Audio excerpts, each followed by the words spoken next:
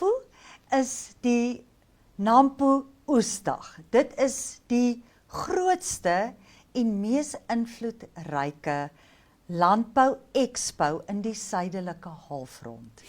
Dit het begin as 'n klompie boere wat saam fees gevier het toe hulle mielies gestroop het.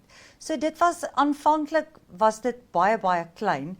Ek was 30 jaar gelede of dalk meer laas daar toe ek op universiteit was. En ek onthou dit was ook meer net boere wat bymekaar kom en gesels en dan nou die mielies stroop en daaroor praat hoe groot was die oes en hoe suksesvol was dit en dan 'n paar biere of brandewyne gedrink het. Ja. Dit is wat ek baie jare terug beleef het. En hier kom ek toe nou by Nampo Park in die naby Botawil in die Vrystaat aan en ek sê vir jou Oketo, my mond het oop gehang. Dit is massief.